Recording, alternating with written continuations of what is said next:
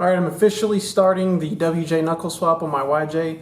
I've already started the passenger side just to kind of get an idea of what I need to do for the driver's side, and then I was going to just film me doing the driver's side, but I need to go ahead and start disassembling the driver's side so I can get the steering off so that I can test fit my wheels on the passenger side and just see if I need to make any modifications there to the caliper, to the offset tie rod ends that I'm going to be trying to use. So a quick rundown of what I've started with, or the process that I've been going through. Over the summer I went to my local scrapyard. I pulled a pair of WJ knuckles and a pair of WJ late model calipers, the Akebono style, the bigger ones. I got the knuckles home, washed them, cleaned them up. After I got them cleaned up, I drilled them out 5 to 5/8 of an inch. And then I reamed them out for an over-the-knuckle style to accept Chevy 1-ton tie rod ends. That was a little bit of a process. Wasn't too bad, but make sure you have a good drill and a good drill bit for that. After they were reamed out, I put them in the oven and cooked them up really hot. These knuckles are cast steel, and I'm working with a 110 welder, so I wanted to heat them up and get them preheated so that I could get as much penetration as possible with my smaller welder and help reduce cracking. So after I preheated them, I had heated them up, put on my workbench, put the spacers on that I got from Iron Rock Off-Road, and bolted on the new hub bearings or unit bearings, wheel bearings, whatever you want to call them, and made sure they were lined up really good. And then I started tacking the spacer on to the knuckle. After I would tack it, or anytime I would weld on it, I would immediately peen it so that it would, just trying to do more to help it prevent cracking in the future. So after I got it tacked on really good, took the unit bearing off, fully welded it all the way around, peened it the whole way around, and then after I was done welding it, I wrapped it up in my welding blanket and set it outside in the sun and let it cool down really slow. So it took probably 8 hours to cool down before I could touch it. So all that was in an effort to keep it strong and keep it from cracking. I had never welded cast steel before, and it wasn't too bad. It's definitely different than mild steel, but it went together no problem. And the way the welds look and the way the welds sounded going on, I'm comfortable. Confident that the welds are going to hold no problem, especially with the 3 bolts bolted through it. So for the passenger side, I've already pulled the old YJ knuckles off, cleaned up the C's really good. While I was in there, I welded on a set of C gussets from Taboo Customs. I think it was like $25 or something for the pre-cut gussets. They come in 3 pieces for each upper C. The lower C's on a YJ actually look pretty good. They're pretty thick. The upper C's look much thinner. So I decided while I was in there and I was going to have everything off, I'll go ahead and weld some upper C gussets on there too. So I got that painted. I did that before pressing out the old ball joints. The ball joints that were on it, I'm pretty sure were the original 30-year-old ball joints because they were completely trashed. And when I pressed them out, they were the original not knurled, the smooth style ball joint. So if I had known that, I probably would have replaced them with Spicer ball joints, but I put Moog ball joints in there. Moog's reputable, and I have no, I feel comfortable with them too, that they're not going to fail just because it's 35-inch tires, but they are knurled, so they do destroy the C's when you press them in, so you can no longer go back to the smooth style ball joint. For me personally, I really don't care. Next time I press them out and press new ball joints in, if I ever have to, I'll just get knurled again. It's not a big deal. I also put in outer tube seals from Alloy USA. They're not necessary, but I wanted them mainly for the passenger side because I didn't want stuff getting in that tube and settling in the cad housing, because there's no way for it to really escape again once it gets in that lower portion of that cad housing. So I want to keep as much stuff as I can out, and these tube seals are going to be, they're going to keep that dust and debris and stuff from getting in there really easy. So I got my axle shaft back in on the passenger side, got the new knuckle on, torqued up. I put the old caliper, I had one of the old calipers I got from the junkyard, put that on, and it's, I bought those calipers from the junkyard thinking I would just rebuild them and save a few bucks, but the slider pins and one of the pistons is completely seized. I tried getting it out with air, I tried getting it out with vice grips, I tried prying it out, I just couldn't get it out. So I'm going through all this trouble. I'm just going to take those and exchange them for a set of reman calipers from the parts store, and just not worry about it, and then it'll be good to go. Everything up front will be new. The rotors, I actually drilled the WJ rotors out. I have a template from Stinky Fab. It's a little overpriced for what it is, just that little template, but it did make it super easy to just drill 5 on 4.5 perfectly. You just put 3 5/8 bolts through it, bolt it to the 5x5 WJ rotor, use a 1/4 inch transfer punch, hit all 5 holes that are stamped in it, and then you just drill those holes out. I used it like 3 or 4 different drill bits. I think I did, for the first one I did 1/8 to 1/4 to 3/8 to 5/8 or something like that. Anyway, I gradually stepped it up. I ended up with 5 5/8 holes on the 5x4.5 bolt pattern.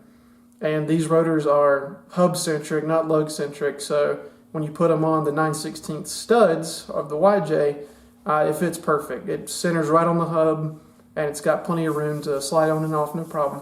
So it's going to be balanced. Yeah, I'll be good to go with replacement rotors in the future. I'll just drill out more WJ rotors if I ever need to. It wasn't that bad. So that's pretty much where I am at this point. Like I said, I'm going to get this driver's side taken apart now so that I can get the steering fully off and start playing with my tie rod ends on the passenger side. I just need to get that steering tie rod out of the way, because right now it's going to be hitting the wheel as I try to put the tire on. So I'll get that off. My steering is from Parts Mike. It's threaded DOM with Chevy 1-ton tie rod ends. I just called them up, told them what I was doing. They knew exactly what I was talking about. I gave them a couple measurements from my Jeep, and they sent me the parts, and I had them the next day. They're right over the Sierras from me in California. So we're going to see how they fit. I'm a little worried that my wheels are going to rub the caliper and or the tie rod end, because it's the offset tie rod end, not the straight tie rod end that I'm going to try to use. So we'll see. You're going to be playing with clearances. On a YJ, you got to keep in mind too that the leaf springs are going to get in the way, so I'm pretty sure you have to go over the knuckle when you drill out to do this swap. And you're going to need probably, I'd say, at least 3 inches of lift to get your drag link away from your frame. So my Jeep is only lifted 2.5, but after some more planning and discussion, I've ordered a new suspension kit. I've got 4-inch rock ready springs from Skyjacker coming. They're the double military wrap ones, and I have 3/8 boomerang shackles from Moore for the front. For the rear, I'm going to use 5/8 shackles to compensate for the 8.8 that I'm going to swap in since the tube is thicker. So that was a lot of talking, a lot of backstory. I'm sure I missed something. It's been 4 or 5 months since I've started this. Just been piecing it together little by little. So I'm going to start taking this driver's side apart and see if my wheels clear. And if they don't, that's not that big a deal, because I'm going to be swapping to a different wheel anyway. Still going to do 15-inch wheels with an 8-inch width, but I think a little less back spacing will probably make it clear if these don't. And I know for a fact, I know somebody else that's used the exact wheels that I'm planning on using and have done this swap on a Cherokee. So worst case scenario, I'll just have to get my new wheels sooner than I planned.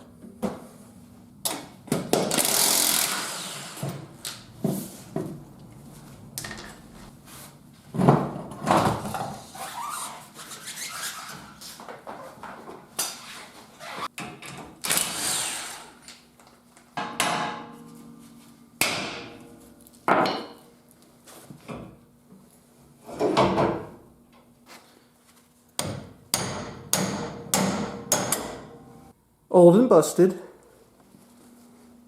new hotness. I think these were due for a change. Here's the Chevy 1-ton compared to the stock. Obviously that is much bigger. Alright, so here's the passenger side, just for mocked up purposes. Factory junkyard caliper mounted up with its spacers right there, since the hub is spaced out. Got to space the caliper out too. And my 1-ton tie rod ends. So let's see if my wheels fit.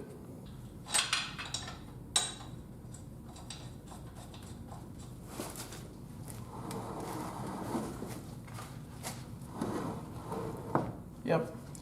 So this wheel weight is hitting this tie rod, and the tie rod is actually just barely dragging around the whole wheel.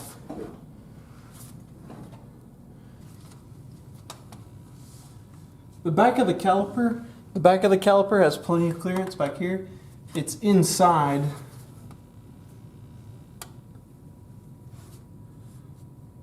The very front of the caliper is rubbing on that inner lip in there. I don't know if you can see right there. So I'm gonna have to clearance the caliper a little bit if I want to run these wheels. Got a new tool.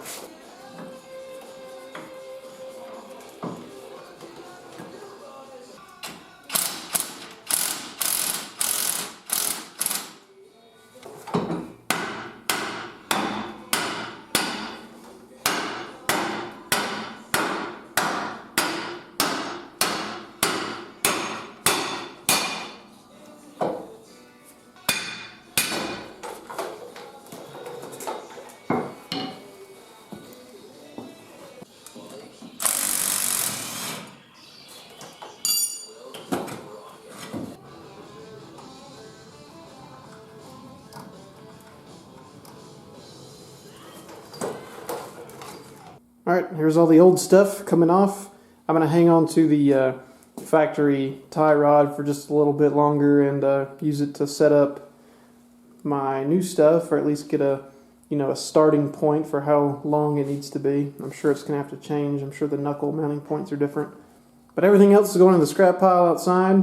I'll hang on to the shocks too. I'll put those with the springs after I get my new stuff on, and probably throw it on Craigslist.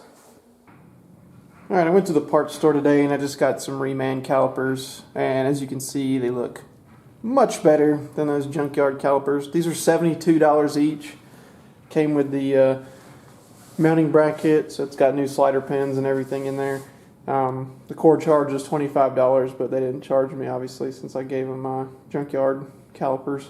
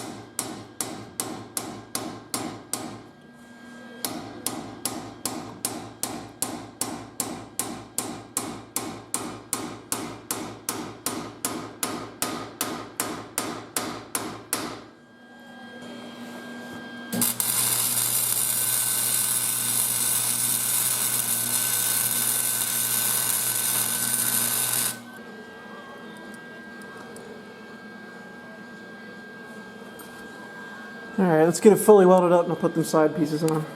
Alright, I went over it a few times, got a few passes on it. There's quite a bit of splatter, but you know, I am using flux and I'm not a professional welder, but it's definitely on there. It's definitely not going anywhere.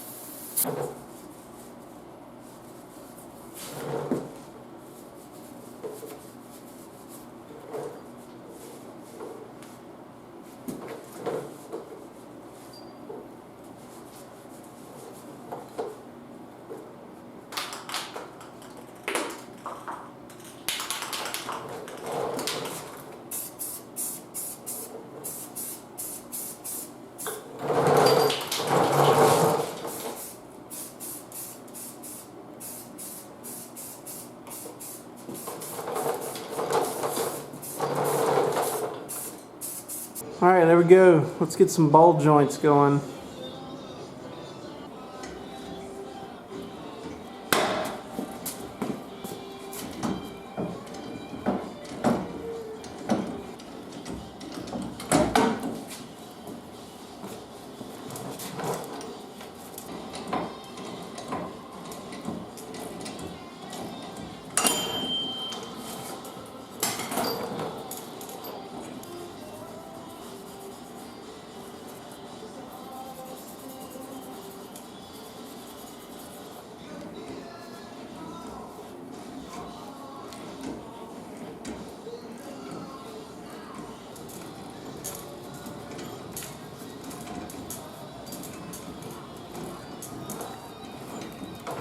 Alright, we got new ball joints.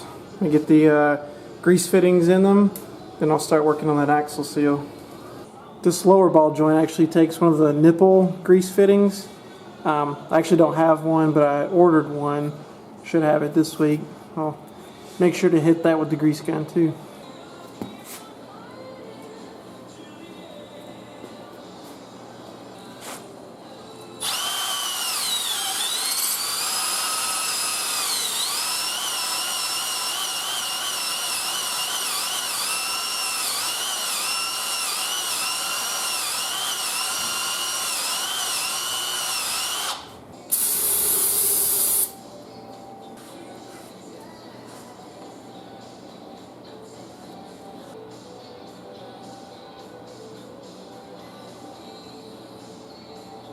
That's all the instructions say to use. So, big fat B to the clear adhesive RTV.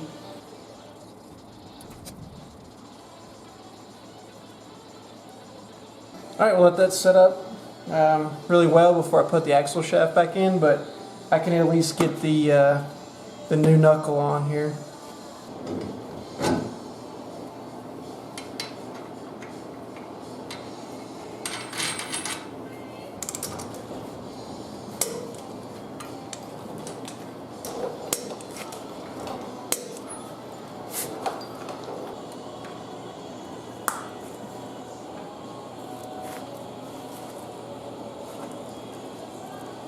Alright, I can't put my shafts and everything together, but I at least want to test fit my steering. Look at how beefy this steering is. It's ridiculous.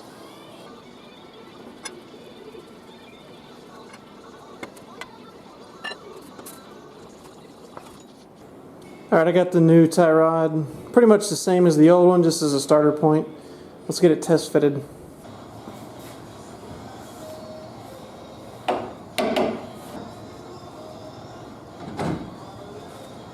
Oh my God.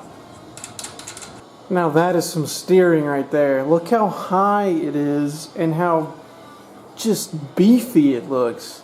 And it went right on with perfect amount of threads on both sides. Alright, it's been another 24 hours.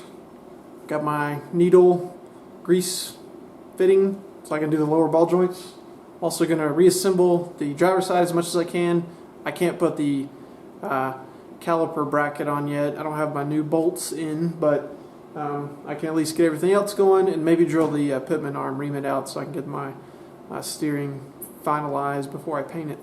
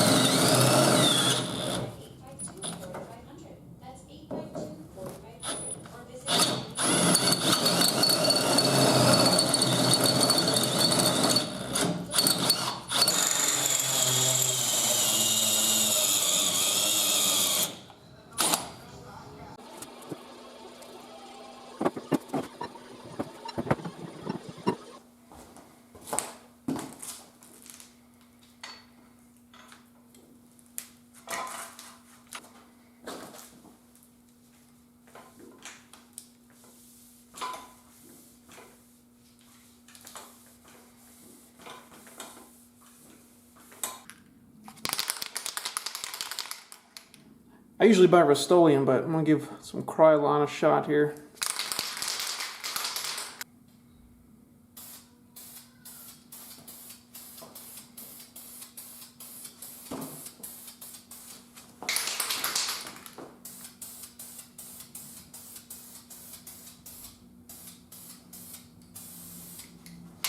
I was going to paint these black, but I kind of like the gray. I think I'm going to stick with it and see how it holds up. Alright, I finally got some bolts for the front. These are 10.9 M12 by 125 by 45 millimeter bolts for the caliper brackets. The stock bolts are 35 millimeters long, which is just too short to be comfortable since the spacers are on there now. So I got these from McMaster-Carr. These are pretty expensive, but whatever, I've got some spares too. And I've also got some extended brake lines. These are 25 inches long, I think. They're from Rough Country. These are like the only stainless braided lines I could find that were actually in stock as of right now when I was trying to order some. So I'm gonna go with these. They'll be fine though. And I also have these. These are wheel spacers. I think they're 1/4 inch. They're actually 5/16. So I'm going to put these on the front just temporarily so that I can move the Jeep around and get the brakes broken in and stuff just around my neighborhood. I obviously wouldn't recommend running these permanently or on the highway or anything. I bought these probably 10 years ago for the exact reason that I'm using them now. I just needed a temporary solution to clear some wheels so that I could move my Jeep around. So these are really old, but they're going to work for my purposes. Steering is painted, so the only thing left to do is put the steering on, get my new bolts put in for the brakes, make sure all the bolts for the brakes are torqued, everything is already greased, and then put the new brake lines in, and that's it. Done. Put some wheels on it, roll out.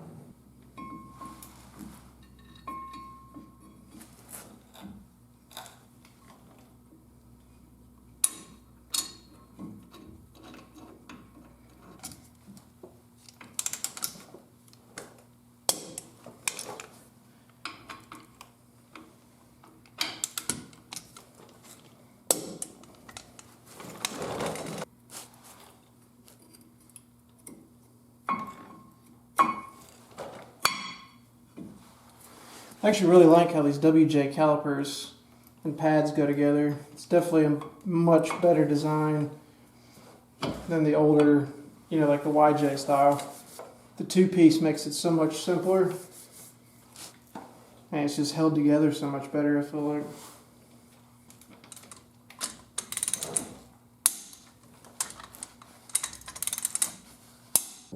out to be about perfect. This is current suspension full droop. I don't know how long it's going to be with the taller springs and shackles, but if I need to, I can always move this brake line that's up here and move it down lower to the frame. That's probably what I'll end up having to do anyway. All right. Oh, that's so cool.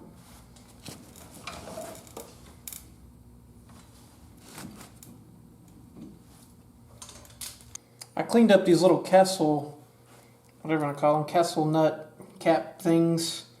Cleaned them up, soaked them in some vinegar, and then scrubbed them down with some WD-40 and cleaned them up, and they look great again.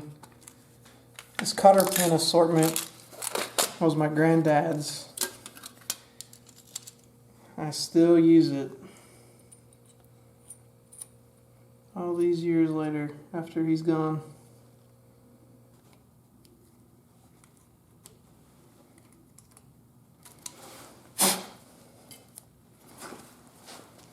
All right, good to go.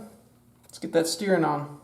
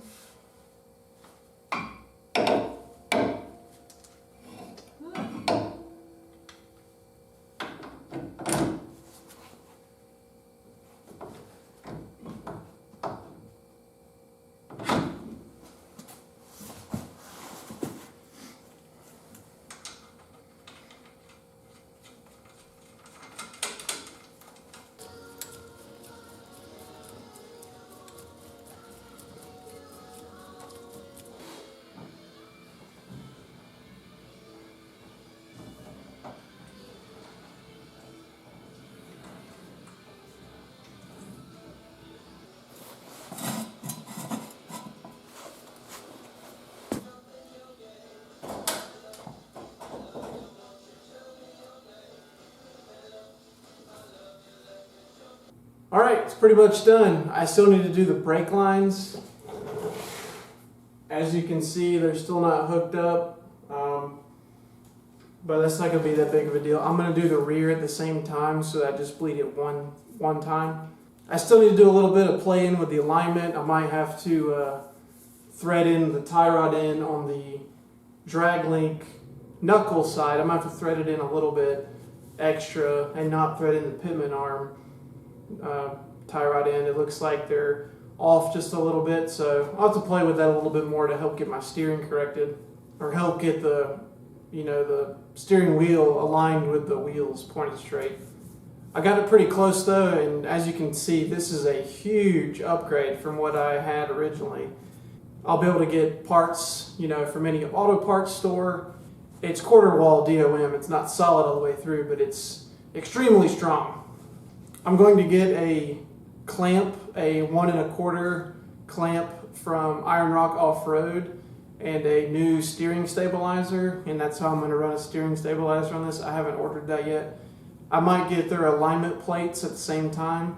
The alignment plates from Iron Rock are like the same price or even less price than getting an alignment done at a shop, so they pay for themselves immediately, and I'll have them forever. So I'm going to go ahead and end this video here. I'm sure it's pretty long already, and we'll get it finished up in the next video, hopefully. I've already been getting some more parts in. I just got a shipment in from East Coast Gear Supply for some more stuff, and some of my lift parts have started to arrive too. I've got some shackles. So these are for the rear. These are the 5/8. My actual lift kit still hasn't shipped. My slip yoke eliminator kit hasn't shipped. Just lots of delays with shipping, and we're having pretty severe weather here recently. All right, more to come on the YJ project.